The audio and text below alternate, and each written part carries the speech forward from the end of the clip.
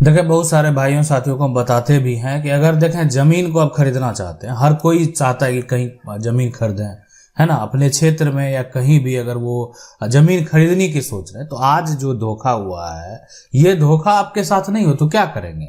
आखिर जो है आप ऐसा क्या करने वाले हैं कि जो धोखा इसके साथ हुआ है, इन लोगों के साथ हुआ है, वो धोखा आपके साथ नहीं हो।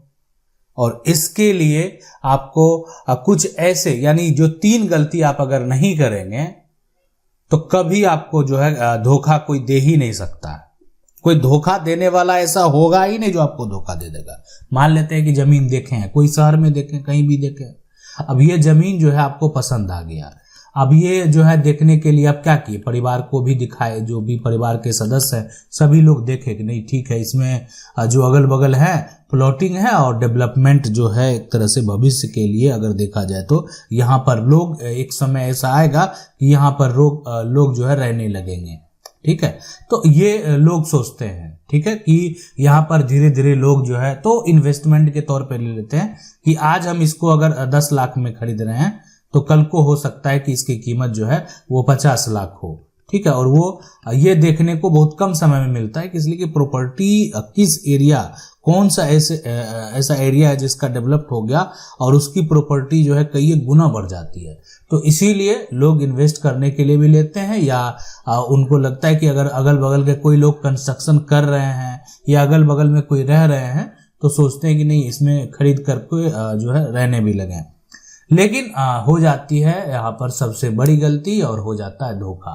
धोखा उनके साथ हो जाता है जो लोग जो है उनको पता नहीं होता है कि आखिर जमीन को खरीदना कैसे है, और जमीन को खरीदने से पहले सबसे जो बात है यहाँ पर कि जमीन को खरीदने से पहले उनको क्या क्या देखने की जरूरत है, तो उनके साथ तो धोखा ही होगा ही।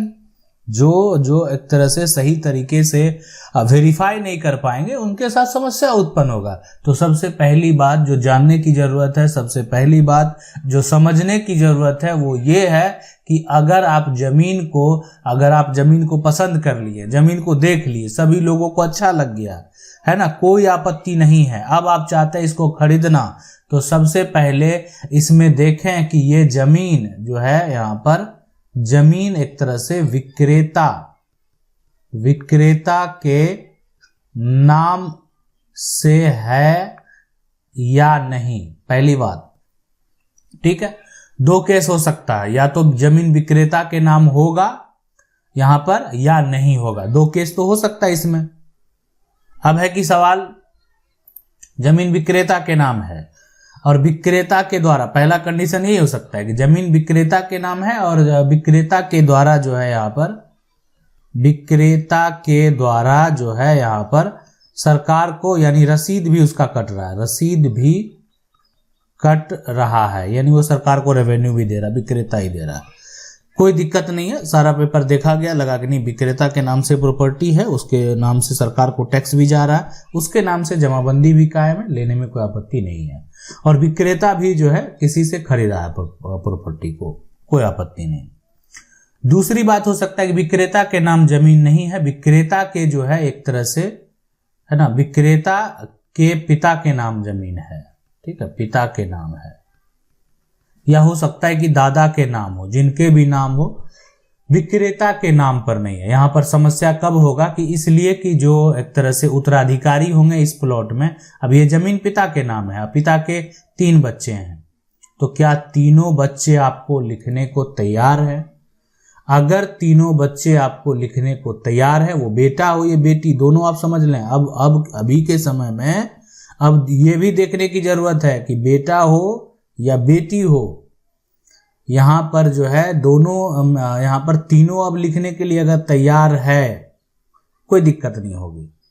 जमीन बिक रहा है ना, खरीद लेंगे, पिता के नाम हो, दादा के नाम हो, जो उनके बच्चे हैं, ठीक है, वो सभी आपको लिखने को तैयार है। कोई एक लिख रहा है, उसमें आप जो है एक तरह से भविष्य में या अभी कभी भी कोई भी उलझन पैदा हो सकता है।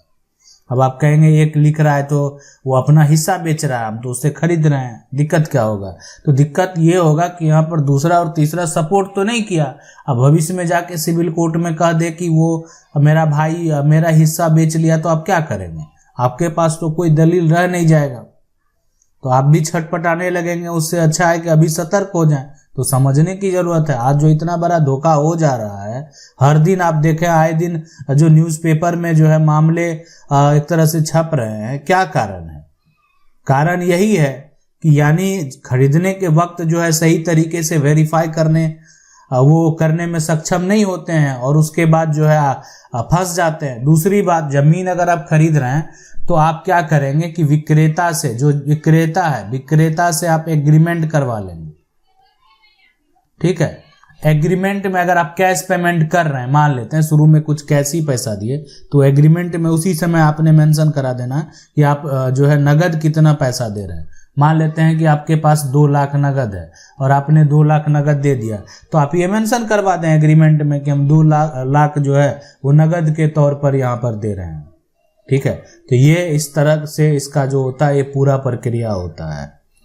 ठीक है, कब तक आपको पैसा देना है और कैसे आप पैसा देंगे वो है ना, तो आगे क्या जो भी रकम है वो आप वहाँ पर मेंशन करवा देंगे कि हम जो है एग्रीमेंट में चेक या एक तरह से साथ में जो अकाउंट ट्रांसफर है उसके माध्यम से, तो जो भी देंगे, जब भी आप देंगे वो फिर से लिखवा कर आप सिग्नेचर करवा लेंगे।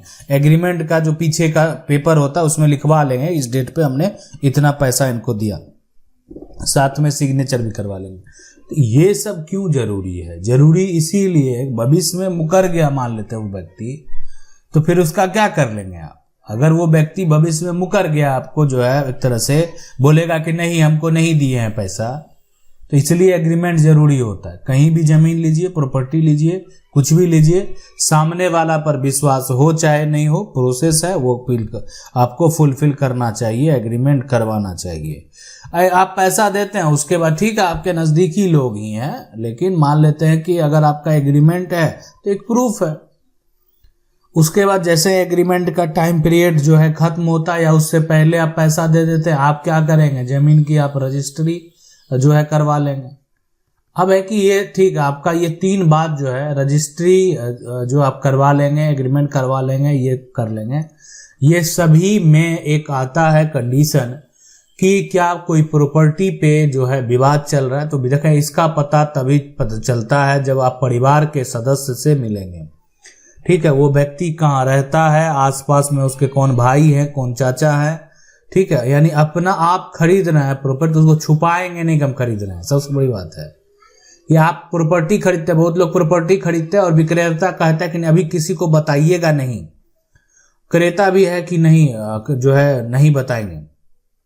अब नहीं बताता वो, लेकिन उसमें भी वो फंस सकता है। देखें, आप खरीद रहे हैं, आप खरीदने वाले हैं, अगर आप जो है पैसा देने वाले हैं, एग्रीमेंट करा के आप पूरा प्रोसेस का साथ पैसा देंगे, तो आप जो है अगल बगल के लोग से पता कर लीजिए, कहीं उसका भाई से ही तो विवाद नहीं है, कहीं उसका चाचा से तो विवाद नहीं है, कहीं उसका मामला जो कोर्ट में तो नहीं चल रहा है। बहुत तरह की चीजें हैं, है ना। तो ये जो है ये ऐसा आप करेंगे तो मान लेते हैं कि कल को ठीक है कोर्ट में ही मामला हो या वो बैंक से लोन ही जमीन पर लिया हो, तो आप अगर फंसेंगे तो ऐसा नहीं कि आपको न्याय नहीं मिलेगा, बिल्कुल न्याय मिलेगा आपके साथ। अगर वो गलती करेगा तो आपको तो न्याय मिलना ही है, लेकिन थोड़ी देर के लिए आप उस लफड़े में पड़ गए, तो इससे बचने का ये सारा उपाय है कि ये आपको कोई फंसा नहीं सकता। आप इतने ओवर स्मार्ट बन जाइए कि आपको कोई फंसा नहीं सकता। इतना आसान नहीं कि फंसा लेगा। आप एक प्रोसीजर के साथ अगर आप चलेंगे, ठीक है, तो फिर आपको कोई नहीं फंसा सकता।